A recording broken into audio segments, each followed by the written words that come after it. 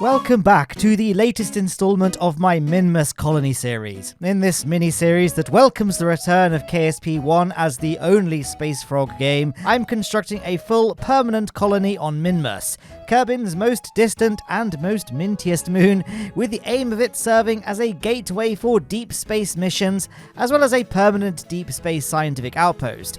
I mean, think about it, if the Kerbals want to establish colonies on other planets, they'd want to know how things will actually play out when it comes to things like deep space radiation, isolation, travel to and from said places, and so Minmus seems like a perfect place to try all of that out.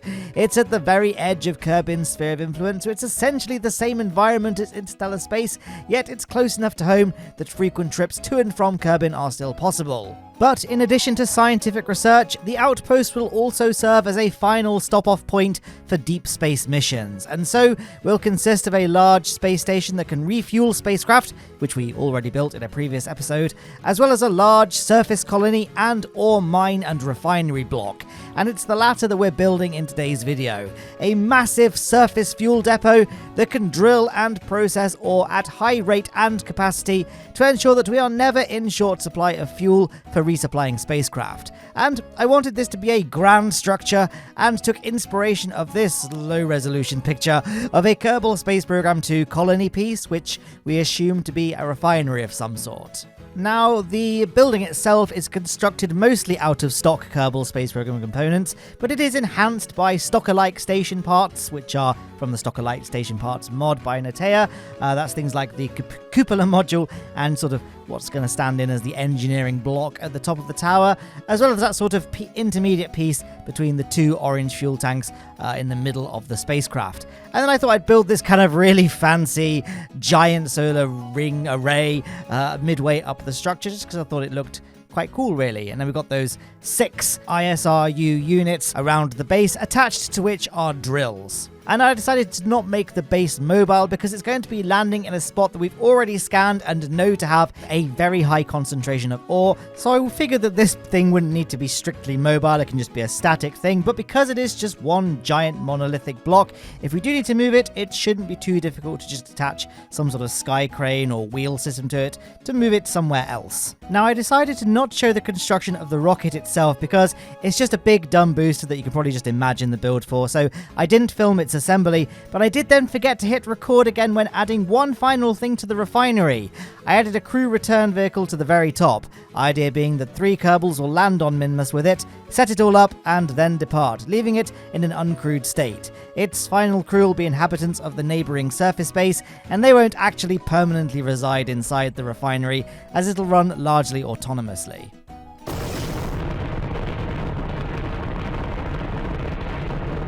Oh, and that beautiful liftoff there made possible thanks to the amazing mod Waterfall.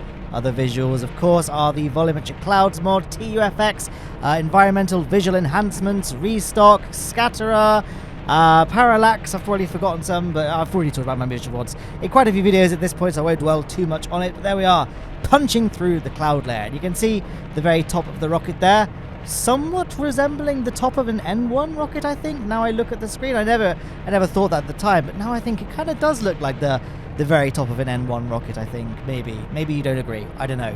What you might have noticed is the rest of the rocket doesn't really look like a real rocket, right? It's got those very dumb, long, big arms where those solar panels are attached, which means that we have a lot of drag very high up the stack, which means that during flight this thing is very, very, very happy to just tip over. So in order to counteract this, I've got those massive aeroplane wings at the bottom of the stack. That's why we've got those huge, huge fins there.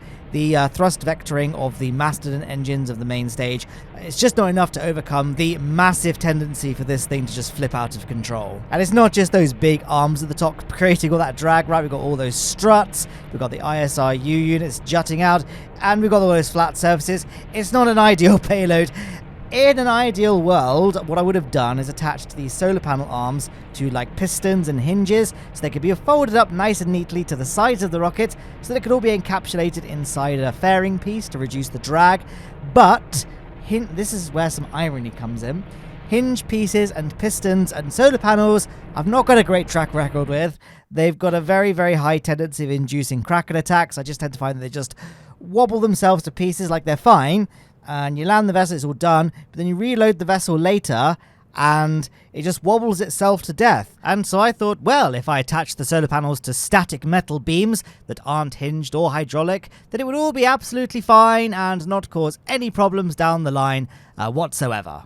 Foreshadowing is a narrative device. Now, as you can see, we have a nice high apogee, 84.9 kilometers. I was aiming for 85 kilometers, so I was pretty happy with that.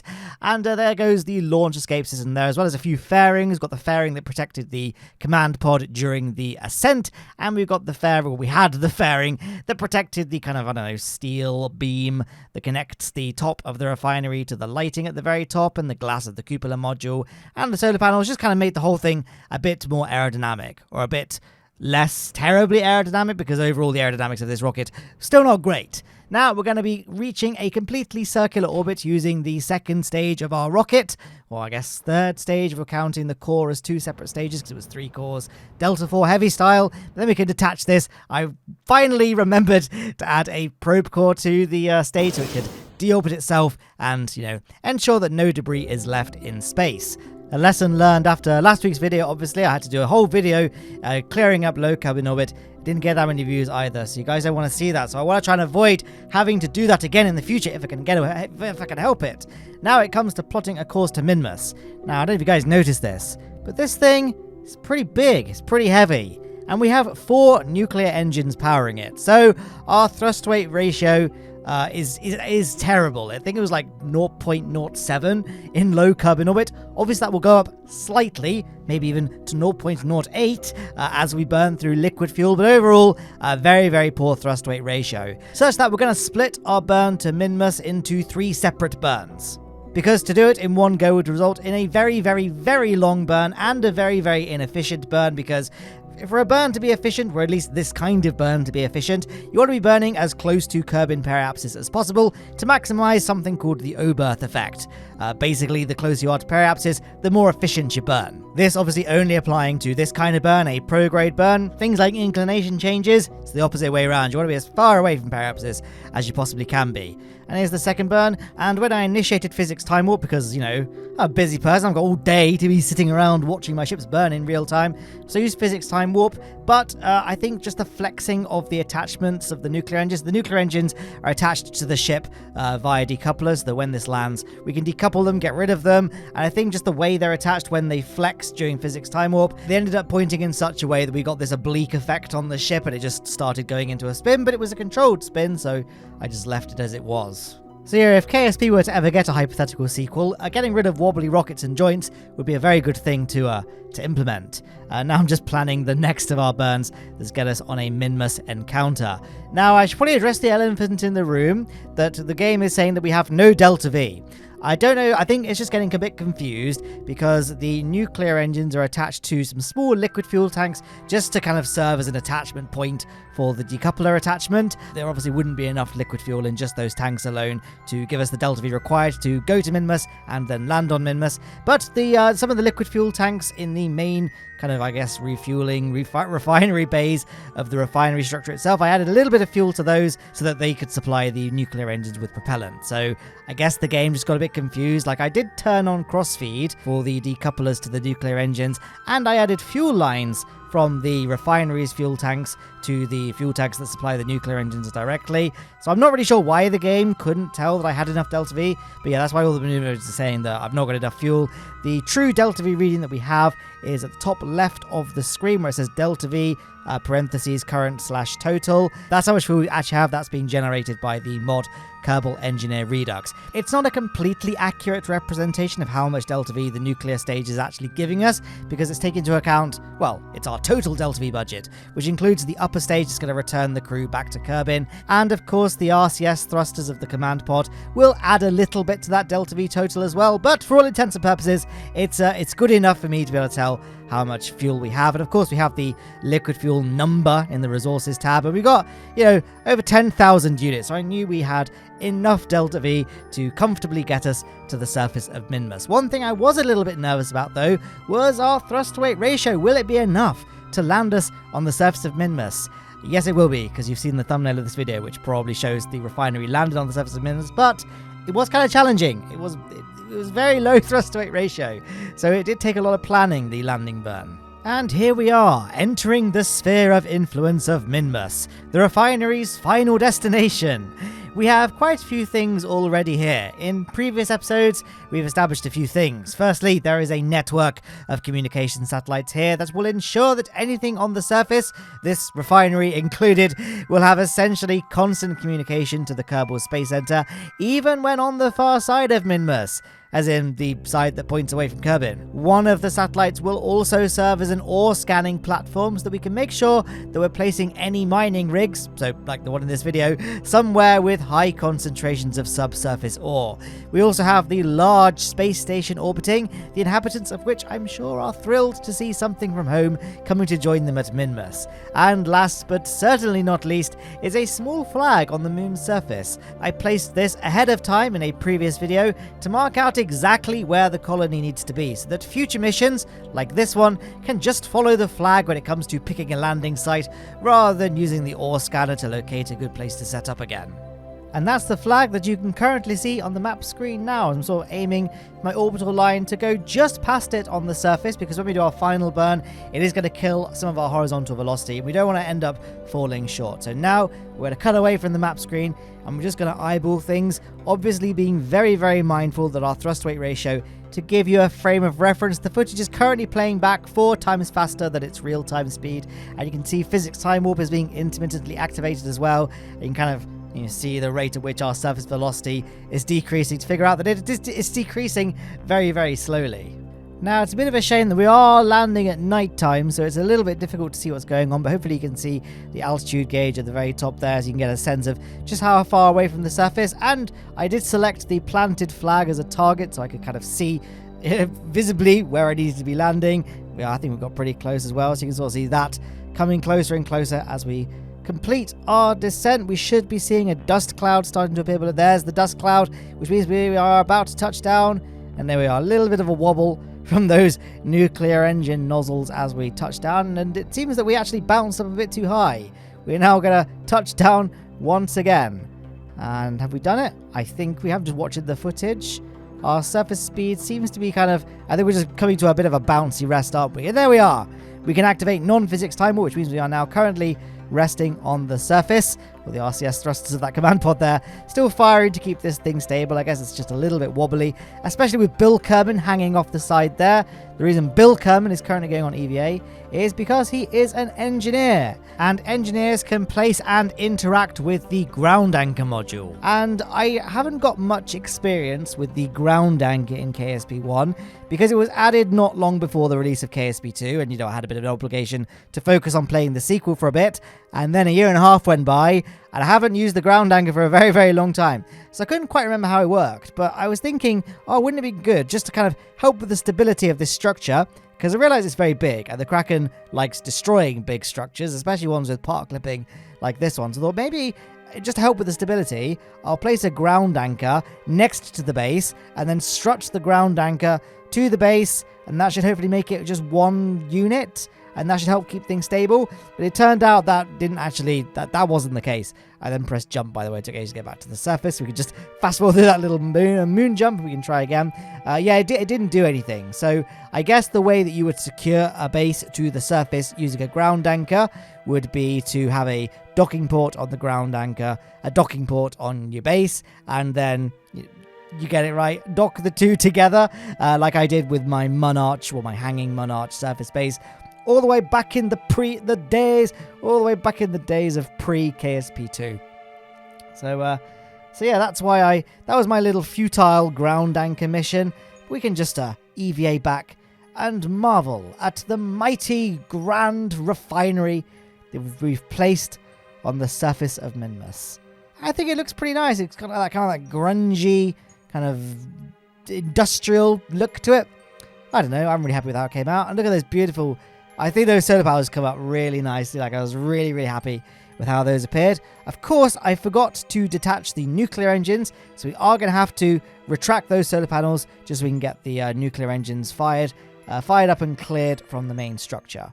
Here you can see, I think I'm just I think I'm just playing around with the camera settings to get a good potential thumbnail shot. Now I'm just cutting back to a point where I retracted the solar panels, throttle up the nuclear engines, detach them to get those clear, and just safely dump the nuclear payloads away from the base. At the end of the day, space is a pretty radioactive environment, right? So in the grand scheme of things, it's probably not going to add much radiation to things, but, you know, actually, that's it. That's all I had to add about that. So now Bill Kerman can re-embark the vessel. I figured that, you know, maybe Jebediah Kerman and Bob Kerman might always want to go on EVA.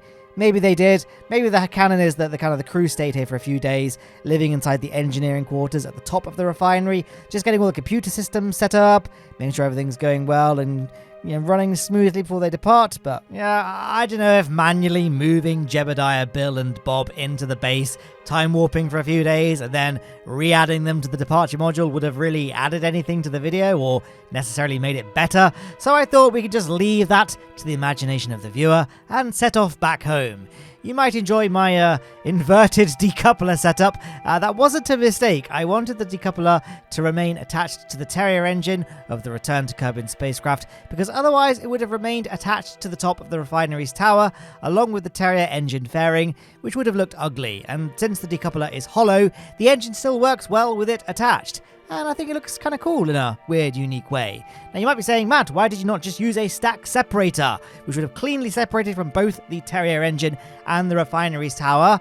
But then that doesn't just dissolve in the vacuum of space, right? It would then just fall off the side of the refinery and litter the surface of Minmus, which isn't, you know, great. So I felt this was the best solution of the three possibilities we had. I guess we could have added a junior docking port to the top of the tower, which would have enabled the expansion of further things to the top of the tower, whilst also giving us a way of cleanly separating the departure spacecraft. But, you know, maybe I'm just overthinking things at this point. But yeah, what other things should we add to the surface of Minmus? Obviously, the two things I have in mind right now, we've got the big refinery, which I always wanted to be a separate thing to the surface base itself, you know, the surface habitat module itself.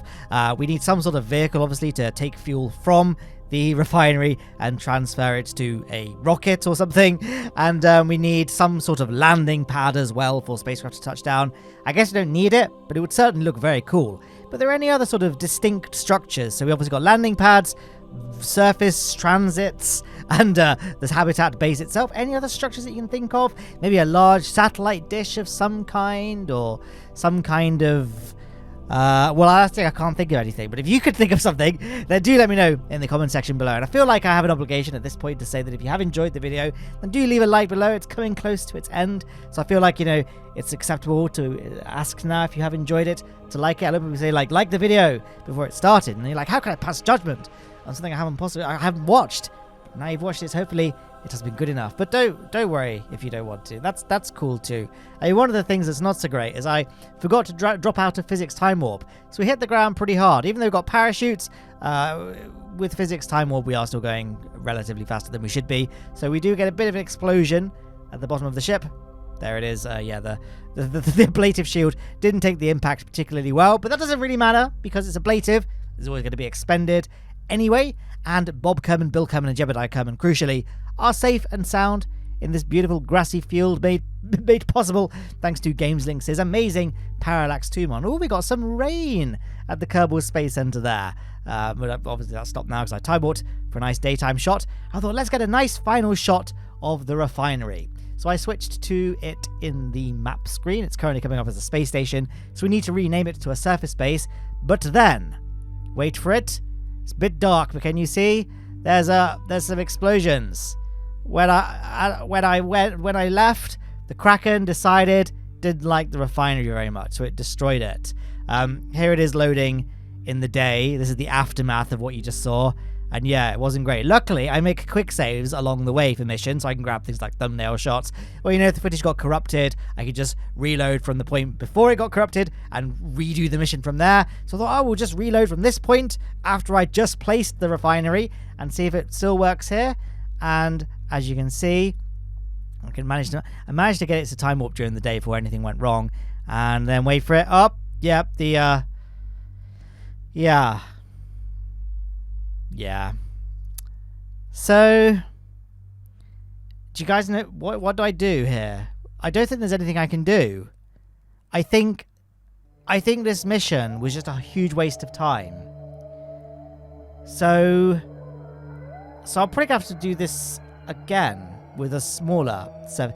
See, this, guys, this is why I asked you to like the video before this bit, before I revealed to you that everything here was a complete waste of everyone's time. But you know, I'm thinking maybe I can fix this. Guys, this is also like a cry for help. If you know what to do to fix the Kraken from destroying the base like this, let me know. But yeah, I'm probably going to have to launch something a bit less ambitious. So on that colossal disappointment, see you later.